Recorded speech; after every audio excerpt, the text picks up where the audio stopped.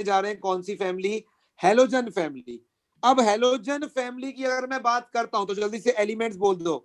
फिर कल बाहर आई, ध्रुव तो किसी और के इंतजार में था, बट बाहर उसकी मम्मी आ गई है यानी आंटी। तो फिर कल बाहर आई आंटी, यानी फ्लोरीन, क्लोरीन, ब्रोमीन, आयोडीन और एंस्टेंटाइन। यस और नो? यस बिल्कुल। जल्दी से बता दो पूरे पीरियोडिक टेबल के मेटलॉइड्स की टेक्निक, जल्दी से बता दो।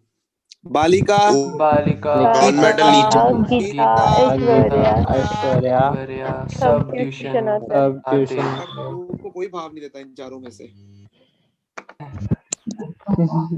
क्यों ध्रुव? रहने दो यार किसी जरा। को भाव नहीं देता, ध्रुव किसी को भाव नहीं देता। क्या कहना चाहिए ज्यादा बेटर? हाँ ये सही है, ये सही है, ये बेटर लग रहा है ना इसमें? अच्छा, मतलब हम ना कई बार अपनी चौड़ में होते हैं, हम सोचते हैं कि यार कि अगला हमें आगे बुलाए, है ना, बट ध्रुव उससे कुछ नहीं होगा, फिर तो चौड़ में रह जाएगा सारी जिंदगी। तो बालिका, सीता, गीता, ऐश्वर्या सब ट्यूशन आते। लो जी, क्या तुम्हें यहाँ पर कोई एलिमेंट दिख रहा है जो मेटलॉइड है? बोलो भाई, क्या तुम्हें मेटल दिख कोई एलिमेंट? एंजल तुम अपना माइक मत अनम्यूट करो, एंजल माइक मत अनम्यूट करो। क्या तुम्हें कोई एलिमेंट दिख रहा है यहाँ पर जो मेटलॉइड है? Yes sir. एंस्टेंटाइन। तो इसके ऊपर सारे क्या मिलेंगे? Non metal. इसका मतलब इस ग्रुप के अंदर कोई भी मेटल नहीं है तुम्हारे पास, सारे के सारे ही क्या है? नॉन मेटल है। यस और नो? तो पहली चीज तो मुझे ये पता लग गई है कि सारे के सारे जो हैं एलिमेंट्स इस ग्रुप के अंदर क्या है? नॉन मेटल्स हैं। पहली चीज खत्म। बोलो क्लियर है? क्लियर है सर। पक्की बात है। इनकी जनरल इलेक्ट्रॉनिक कॉन्फ़िगरेशन तुम बचपन से ही जानते हो, NH2NP5 inert gas followed by NH2NP5। Yes और नो? Yes sir. अब तुम्हें ये भी पता है फ्लोरीन और क्लोरीन इनमें से गैसेस हैं, ब्रोमीन एक लिक्विड है और आयोडीन एक सॉलिड है। यस और नो?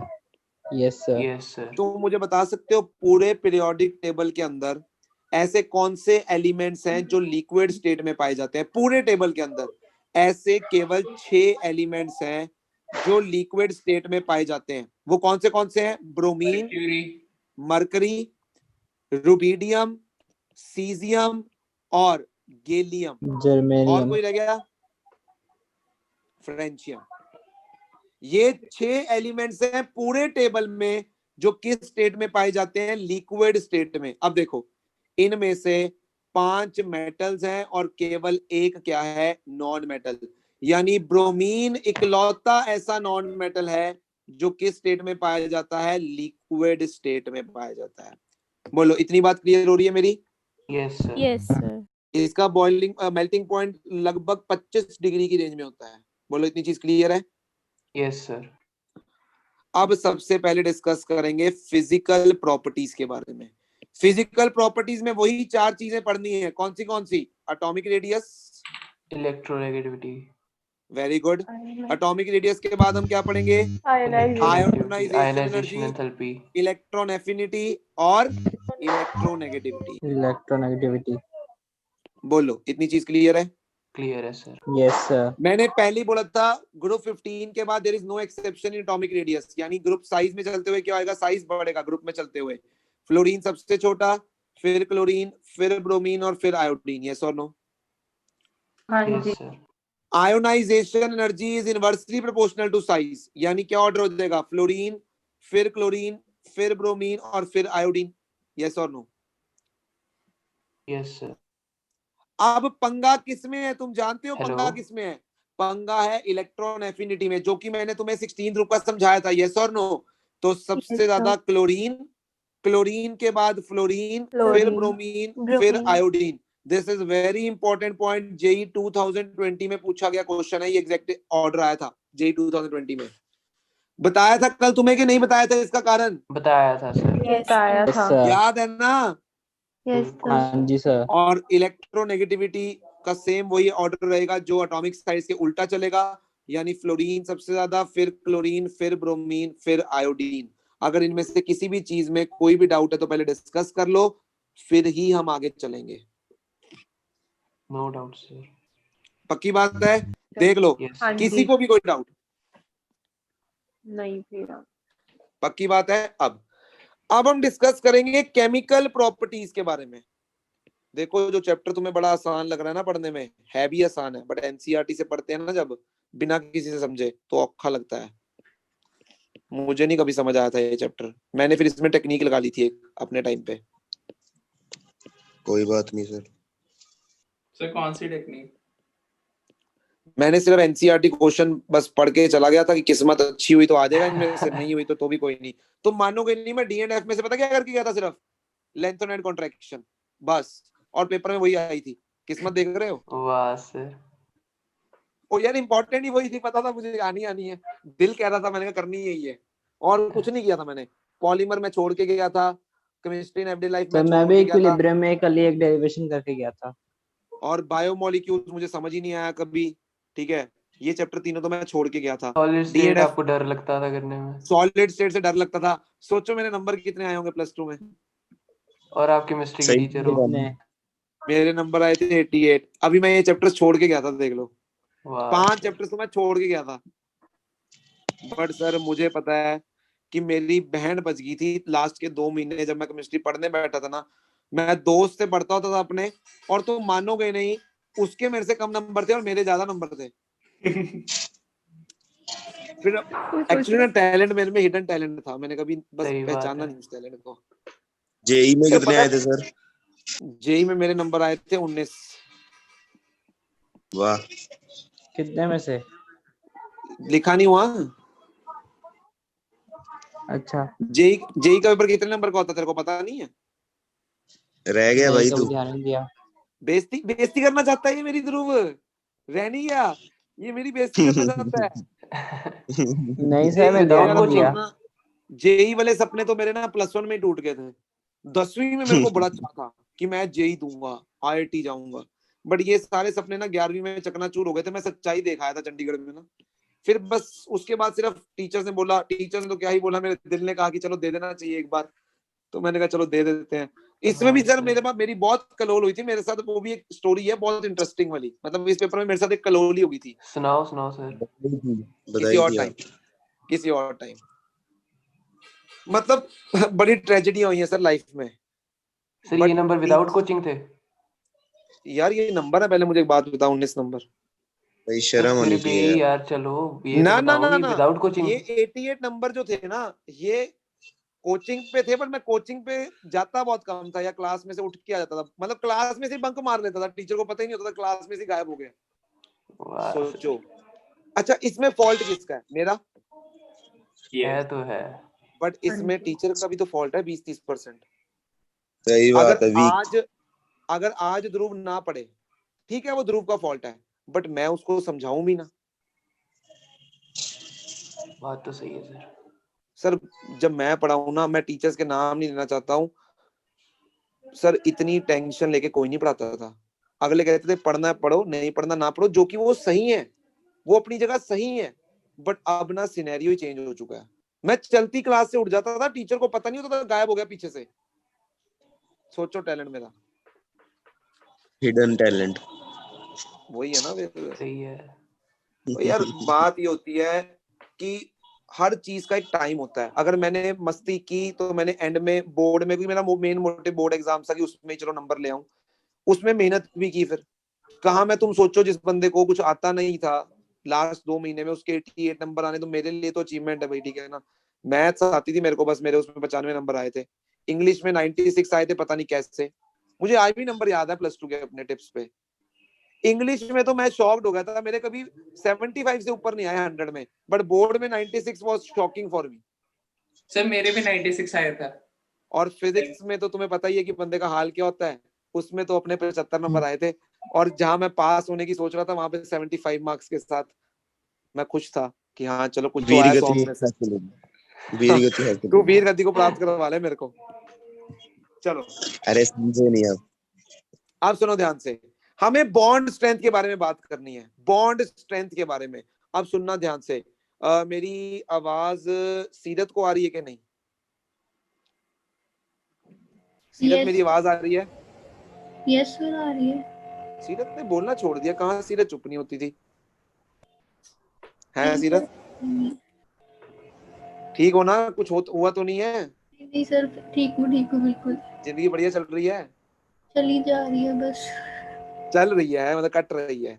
चलो सबसे पहले बात करेंगे बॉन्ड स्ट्रेंथ की। देखो ध्यान से समझना, बॉन्ड स्ट्रेंथ यानी बॉन्ड तोड़ने के लिए जो एनर्जी दी जाएगी उसकी बात हो रही है।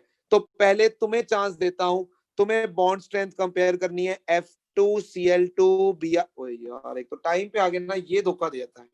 एक मिनट रुक जाओ, एक मिनट रुक जाओ। चलो तब तक तुम दिमाग लगाओ। F2Cl2Br2 और I2 इनमें बॉन्ड स्ट्रेंथ कंपेयर करनी है। मतलब F2 में FF बॉन्ड, Cl2 में ClCl बॉन्ड, ब्रोमीन में Br बॉन्ड और आयोडीन में II बॉन्ड।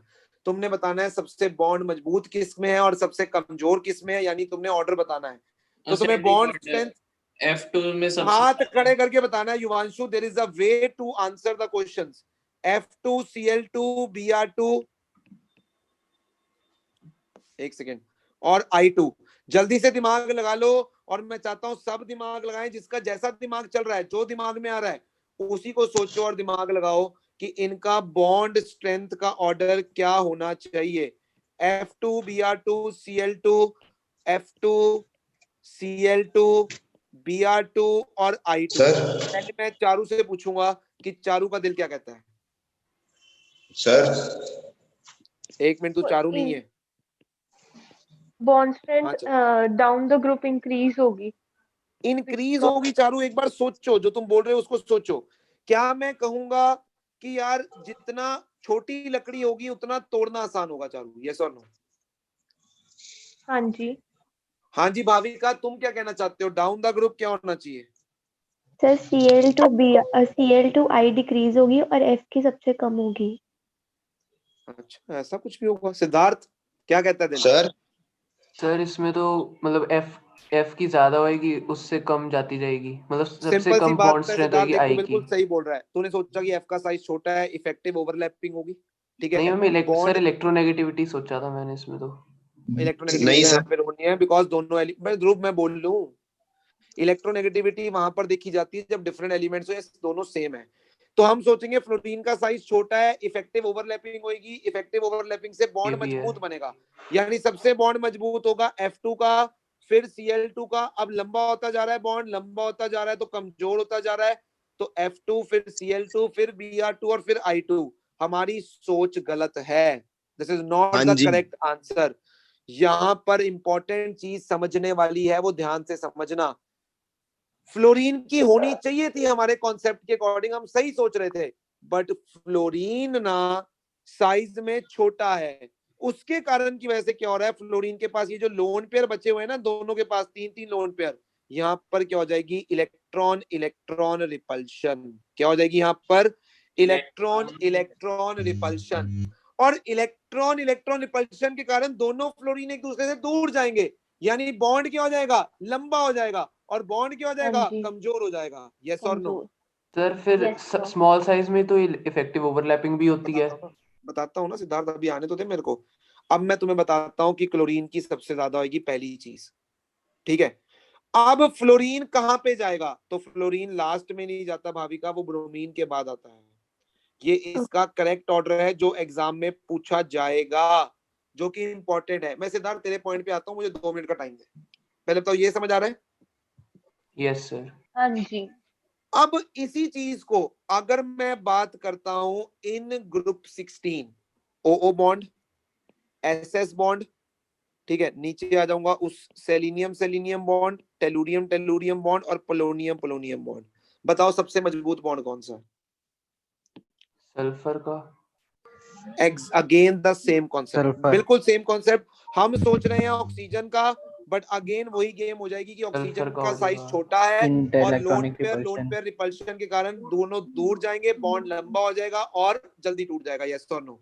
Yes sir. बिल्कुल सेम ऑर्डर होगा, यानी पहले सल्फर, फिर सेलिनियम, फिर ऑक्सीजन, फिर टेलुरियम और फिर पोलोनियम। इतनी बात समझ आई? Yes sir. हाँ जी सर। अच्छा, मैं आ गया हूं कौन से ग्रुप में? मैं आ चुका हूं इन ग्रुप 15। 15 हाँ। NN bond, PP bond, AS bond, उसके बाद SP बॉन्ड, उसके बाद BI बॉन्ड। बोलो कौन सा बॉन्ड सबसे मजबूत होगा? यहाँ पे तो स्मॉल PP साइज के अकॉर्डिंग ही होना चाहिए। यहाँ पे तो मतलब तू बताना Small कौन सा size बॉन्ड के मजबूत according। होगा? N वाला। नहीं, यहाँ पर भी सेम रीजन वही है कि यहाँ पर भी N का साइज छोटा है, इलेक्ट्रॉन इलेक्ट्रॉन रिपल्शन है, तो इसीलिए PP बॉन्ड क्या होता है? मजबूत होता है। इसीलिए तो नाइट्रोजन कैटिनेशन नहीं करता, क्योंकि उसका NN बॉन्ड स्ट्रॉन्ग नहीं होता। भाई N triple bond N strong है, बट अगर नाइट्रोजन का सिंगल बॉन्ड और फोस्फोरस का सिंगल बॉन्ड कंपेयर करूँ ना, तो फोस्फोरस का सिंगल बॉन्ड मजबूत होता है। यस और no? Okay Yes, sir. sir. Yes अरे सर। अगर नाइट्रोजन का सिंगल बॉन्ड स्टेबल होता है भाविका, तो क्या वो 4 नाइट्रोजन एटम्स के साथ जुड़कर ना अपना ऑक्टेट कंप्लीट करता, जैसे फोस्फोरस करता है? Yes, sir. ठीक है ना?